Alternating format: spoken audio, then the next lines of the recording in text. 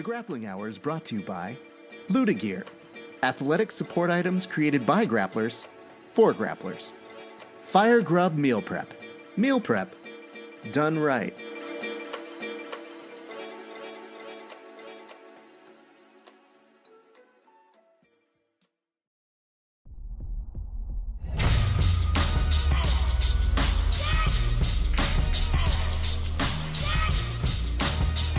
Yeah. Check it out.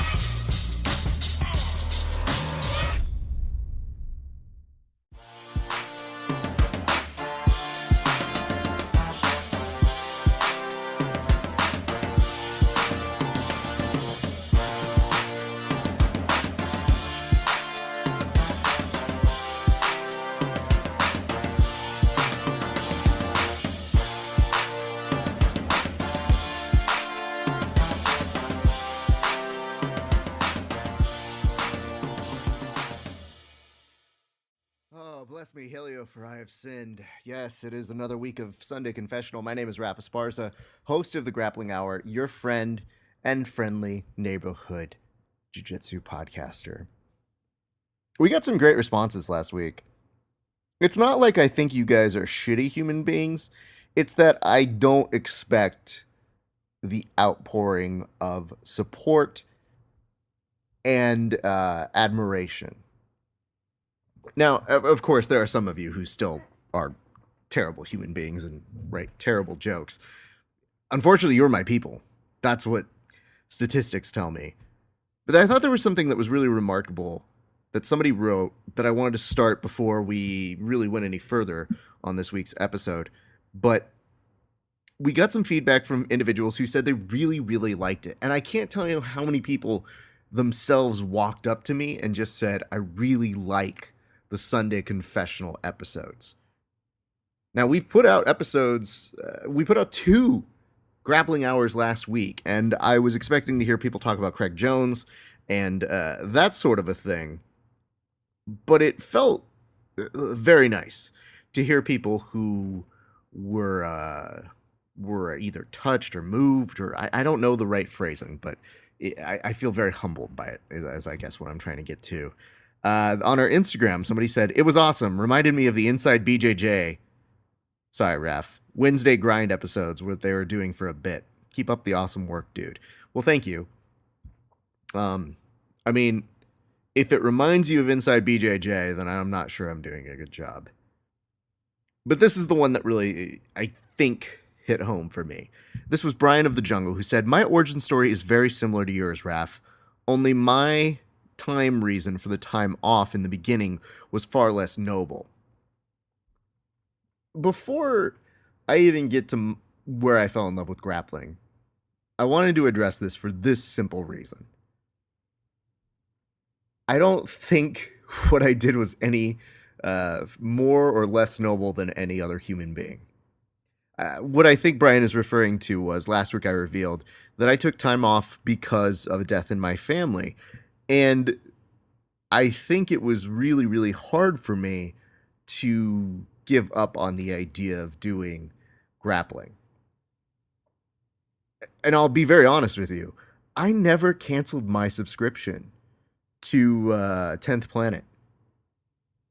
That's stupid. I was paying for months where I didn't use it. And I did it to keep myself accountable. And I would pop in every once in a while, but there was never enough consistency that I could be proud of.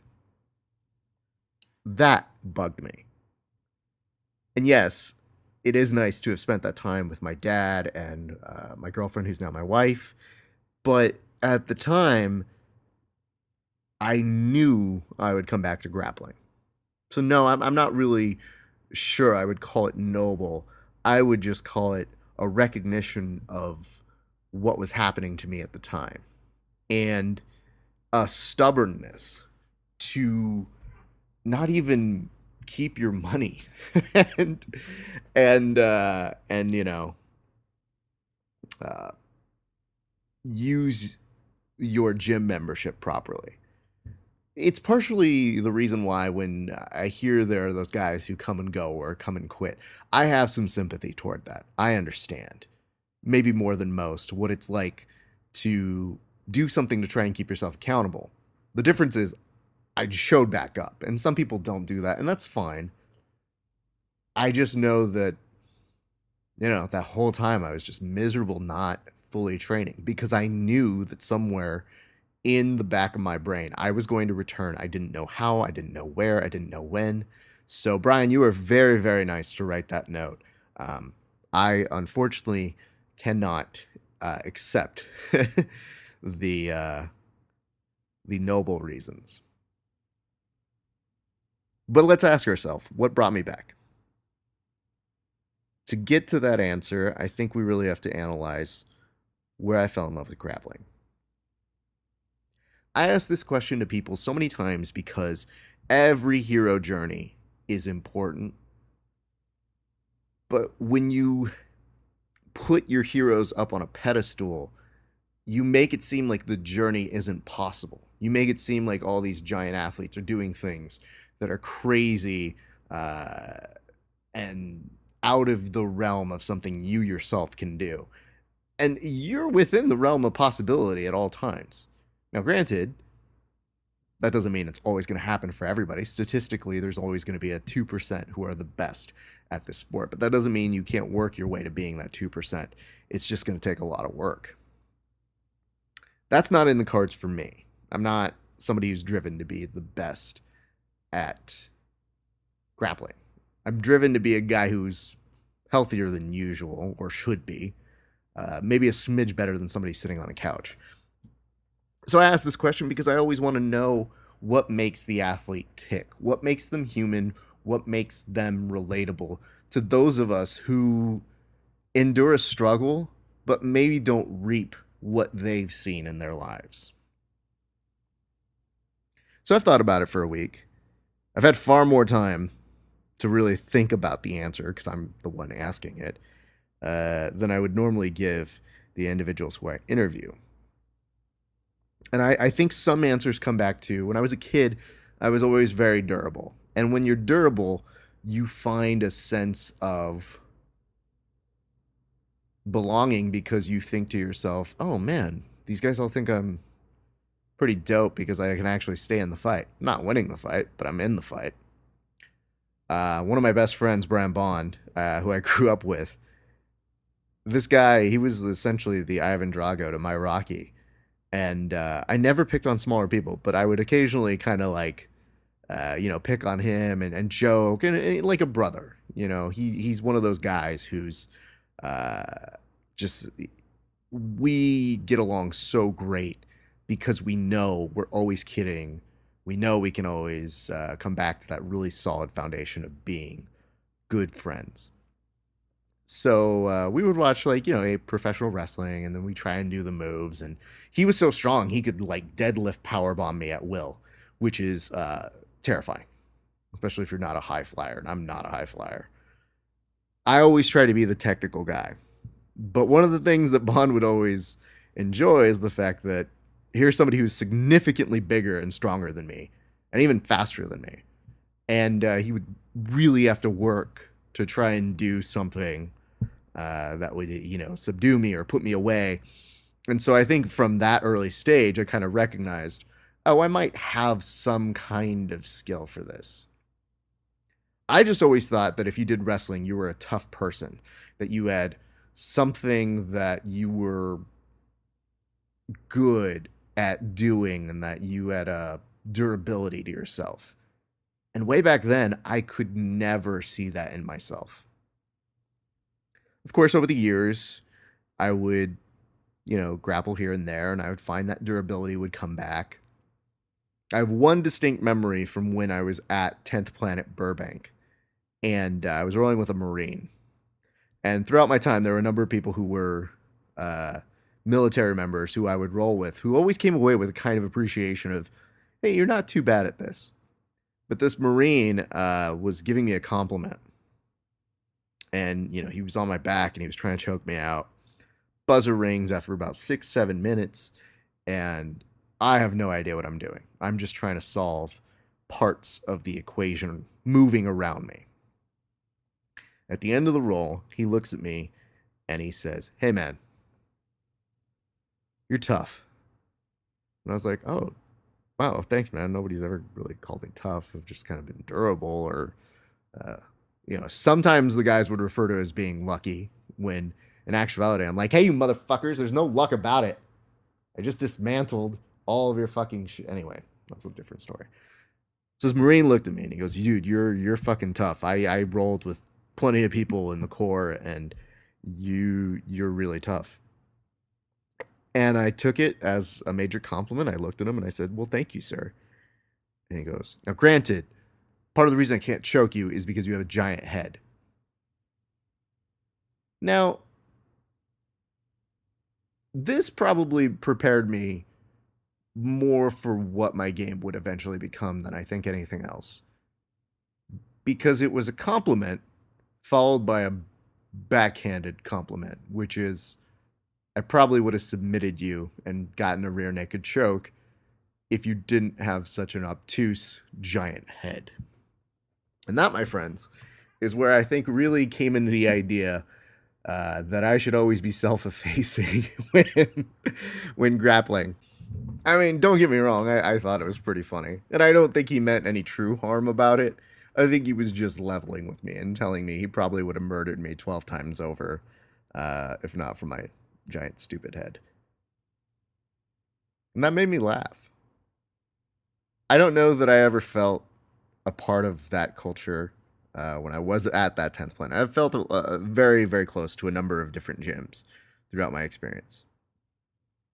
But when that guy made that joke, it set the bar of what I knew training partners could be like. So in that respect, I think training partners is good in the sense that they can make you feel at home and they can make you feel welcomed. I think the first real time that I felt that I was in love with the sport was the moment I could translate how to be a teacher. The same kind of teacher I was in speech or in school. And I recognized that while I may not have the athletic ability of my peers or even their skill to pick things up as quickly, once I had a move or I understood a concept of something, my skill has always been my ability to communicate. So when I found that I could relay ideas or concepts or messages to the people who I was training with, I began to see a value in myself in this sport. And I think that's the moment you're hooked. It's the moment when you find your role in it. Now, granted, at this point, I'd already probably interviewed dozens, or I wasn't quite at hundreds, but dozens of athletes. And the moments that my teammates and my friends and my training partners would come up to me and ask me for help, even as a white belt or a blue belt, it developed something that was bigger than I think myself. And I've always been a person who's thrived in team environments. So when I could take the element of an individualized sport and find my role as a team member, even within my own gym or when I visited or rolled with other people, I'll never forget the first time somebody said thank you. Just helping them see the difference between, a successful armbar and an unsuccessful armbar. And the look on their face when they said, "Oh, I totally get it now." The added fun of that and having them try to murder me with that same move, I mean, that's obviously, they didn't get me, so don't worry, it's fine.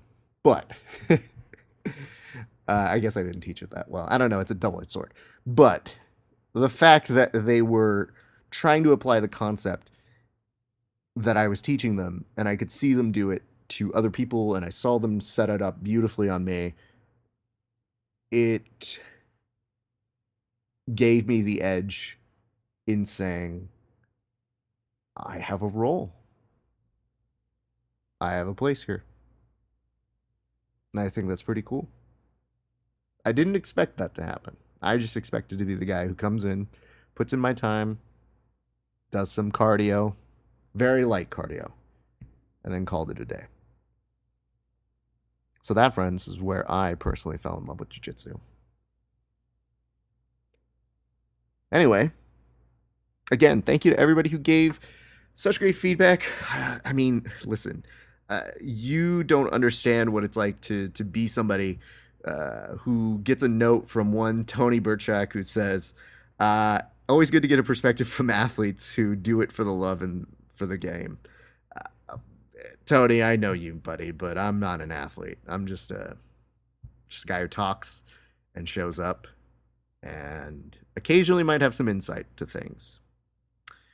And so many of you guys who said this is a great idea. So I really do hope that you enjoy these episodes. If you do us a solid. Go visit grapplinghour.com. Go to visit Grappling Hour on all of our social media platforms. So that's Facebook, Instagram, YouTube, people, because we're going to put up individualized episodes of Grappling Hour on there as well. And of course, thanks to our sponsors, Luda Gear and Fire Grub Meal Prep. I can't say enough nice things. Luda Gear is apparently sending me a set of items, and I look forward to bringing those on. They said they're going to deliver them to the guys over at the LA Jiu-Jitsu Club, so if you don't see me wearing them, it means they stole it from me. And on the other side, I want to thank Fire Grub Meal Prep. My buddy Pablo, working so hard. One of the things I'd always appreciate seeing him on his Sunday, on his posts for his personal page, is talking about how tired he is. And it's a great reminder that we deal with those who grind just as hard as we do. So until next week, guys, my name is Rafa Esparza. Thank you so much for tuning in. It's been a great day for grappling, and I'll see you guys on the mats.